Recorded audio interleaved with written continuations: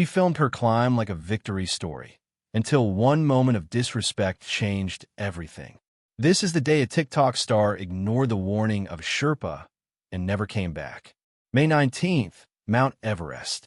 Southeast Ridge Route. Altitude, 8,400 meters. Temperature, -26 degrees Celsius. Wind, 30 kilometers per hour.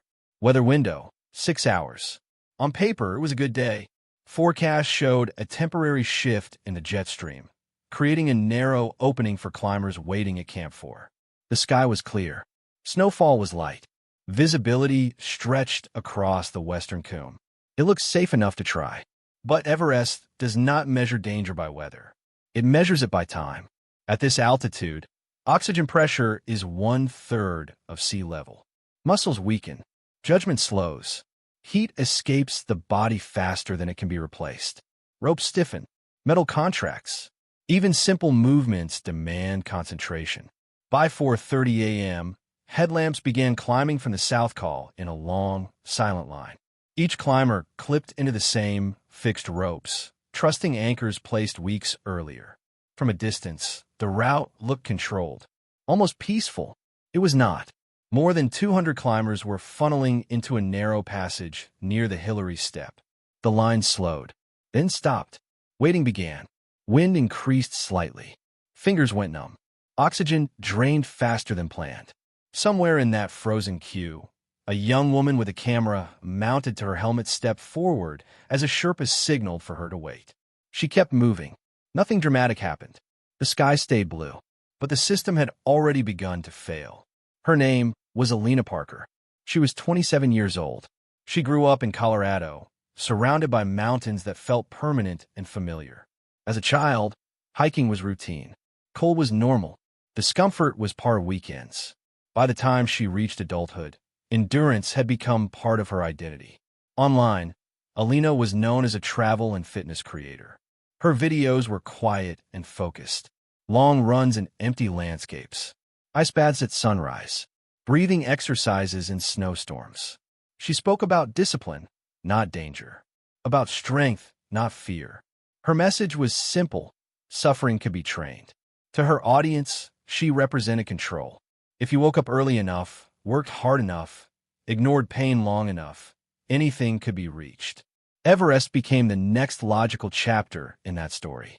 She did not see it as conquest. She saw it as proof. Alina had trained for months. Cardio at altitude, weight sessions with a loaded pack, technical courses in cramp and use, and rope travel. She learned how to clip into fixed lines, how to regulate oxygen flow, how to recognize frostbite. But most of her experience had been short and intense, not slow and endless. She had never waited for hours in the death zone. She believed discomfort was something the mind could overpower, that numb fingers were a test, that fear was temporary, that endurance was a decision. Her family followed her climb through messages and short satellite updates. They were proud but anxious. To them, Everest was a distant name on a map.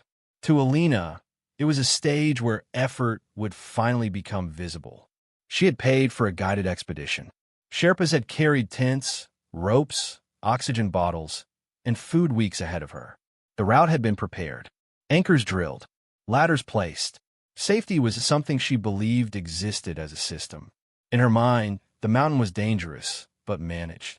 She trusted the people who worked there. She trusted the equipment. She trusted her own willpower most of all.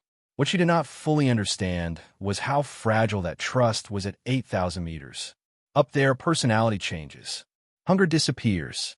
Thirst hides. Sleep becomes impossible. Thought slows. Small frustrations feel enormous. Waiting feels like failure. And Alina hated waiting. Her videos often talked about momentum, how stopping allowed doubt to grow, how movement created clarity.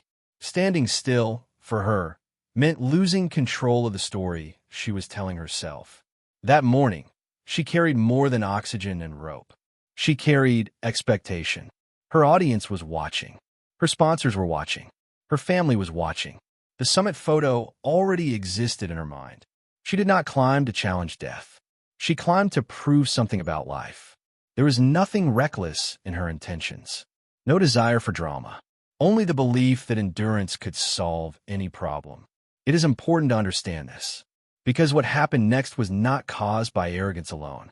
It was caused by a human mindset placed inside an inhuman environment, a place where belief has no authority, and where patience decides who returns. Everest is not climbed freely.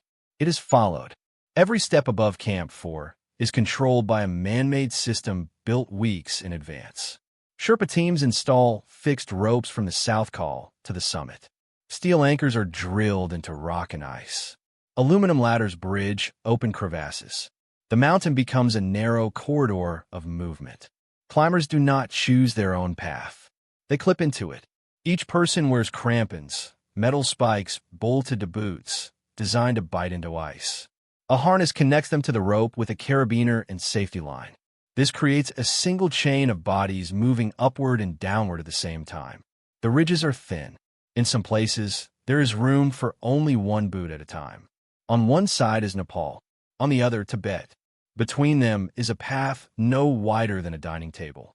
The system works only if everyone moves at roughly the same speed. When one person stops, the entire structure slows. Waiting is not an inconvenience at this altitude. It is a mechanical failure. Every minute standing still drains oxygen. Heat escapes through gloves and boots. Muscles cool and stiffen. Frostbite begins not with pain, but with silence. Fingers stop reporting sensation. Toes disappear from awareness.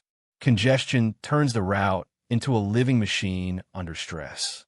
A single jam near the Hillary Step can back up hundreds of climbers. Oxygen plans collapse. Schedules lose meaning. Darkness approaches while people are still moving upward. Anchors are not designed for this load. Each steel bolt is rated for a limited amount of force. Each rope can only absorb so much tension before ice crystals cut into its fibers. When too many bodies hang from the same line, the system becomes fragile. No one sees this fragility while climbing. They see only the person in front of them. The mountain feels stable. The rope feels permanent. The ladder feels solid.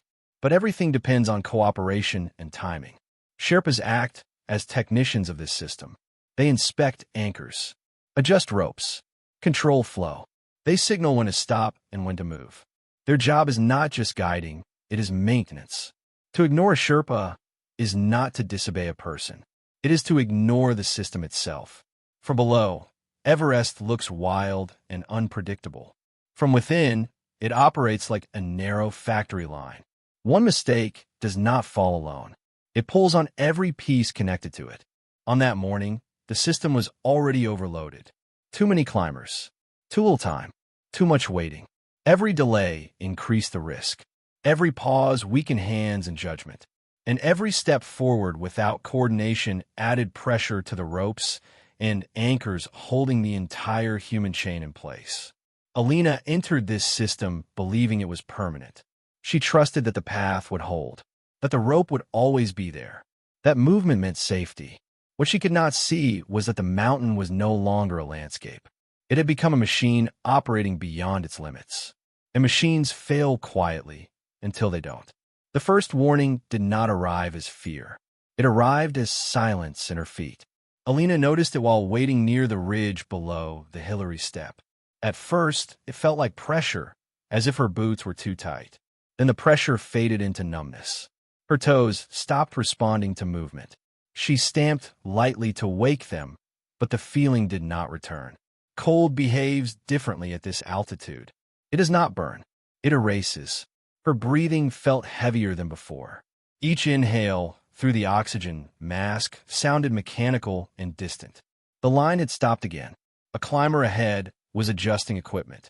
Wind brushed across the ridge in short bursts, stealing warmth from exposed skin. A Sherpa moved down the line, checking connections and anchors. When he reached her, he pointed to her boots and then to the sky. The gesture was simple. Wait and consider turning back. Alina nodded, but did not answer. She had already decided that this was normal. Fatigue always came before the summit. Numbness was just another form of discomfort. She told herself that movement would restore circulation, that the delay was temporary, that the weather still looked clear. Her camera was still running. She spoke softly into it, describing the cold, describing the crowd, describing how close the top felt. Her voice was calm, almost detached. There was no panic in her tone, only determination. Inside her gloves, her fingers struggled to clip and unclip the rope. Tasks that once took seconds now required careful thought. She hid this from the people behind her. She did not tell the Sherpa that sensation was fading. She did not tell the guide that she was slower. To admit weakness here felt like failure. A radio call came through from lower on the route. Wind was expected to increase by afternoon. Not a storm, just enough to shorten the safe window. No one ordered her to stop, but the system was offering a message. Cold plus delay plus fatigue equals risk. Alina minimized all three. She believed endurance meant continuing despite discomfort, that stopping would waste the sacrifice already made, that turning back would erase the meaning of the climb. So she stayed in line. Every minute she waited, blood retreated further from her toes. Oxygen use increased. Judgment thinned. The mountain did not punish her for this choice. It recorded it. This was the moment when survival was still possible. A step down, a descent, a warm tent. Instead, she chose to remain inside the machine. From this point forward, the outcome was no longer controlled by ambition. It was controlled by temperature and time. The first crack had appeared. The line did not move. Climbers stood clipped into the fixed rope, facing the same narrow path of ice and rock. There was no space to sit, no room to turn around without unhooking. The ridge forced everyone into stillness. Wind rose in shallow waves, not violent, but constant. Each gust pulled warmth from jackets and gloves like invisible hands. The temperature did not need to drop further. Exposure alone was enough. Alina tried to shift her weight from one foot to the other. Her legs felt heavy, as if the joints were filled with sand. She flexed her toes inside her boots. There was no response. Cold does not announce itself with pain at this altitude. It announces itself with absence. Her fingers lost precision. When she reached for the carabiner, it slipped once from her grip. She corrected slowly, carefully, as if handling glass. Breathing felt shallow, even with oxygen flowing. Her chest moved, but her mind lagged behind the motion. Time expanded. 5 minutes felt like 20. 20 felt like an hour. The climber ahead moved a single step, then stopped again. Someone farther up shouted into the wind, but the words dissolved before they reached her. The system was stalled by congestion near the Hillary step. Oxygen meters ticked downward. Each pause used the same amount of air as climbing, but without progress. Plans written days earlier no longer matched reality. Alina's camera captured fragments. The edge of the ridge, a gloved hand, the pale sky. Her voice was quieter now. She no longer narrated continuously. Speech required effort. Thought required more. Coordination began to drop. She leaned more heavily on the rope than before. Her balance shifted from muscle to hardware. Every step, when it came, was guided by the fixed line rather than her own sense of position. The Sherpa who had signaled earlier passed again, moving downward this time. His eyes stayed on her boots. He slowed, said something she could not hear, clearly through the mask and wind. The meaning was not hidden. It was time to descend. She shook her head once. Movement meant hope. Stopping meant loss. Wind carried crystals of snow across the ridge, thin and sharp. They gathered on fabric and melted into ice. Sweat inside her layers cooled instantly. The body fought to conserve heat by shutting down what it could spare. First sensation, then speed, then strength. Nothing dramatic happened. No avalanche, no fall, no scream, only waiting. And with waiting came a quiet erosion of control. Her hands began to move in delayed sequences. Reach, pause, clip, hesitate. Her thoughts narrowed to simple instructions. Step, breathe, hold.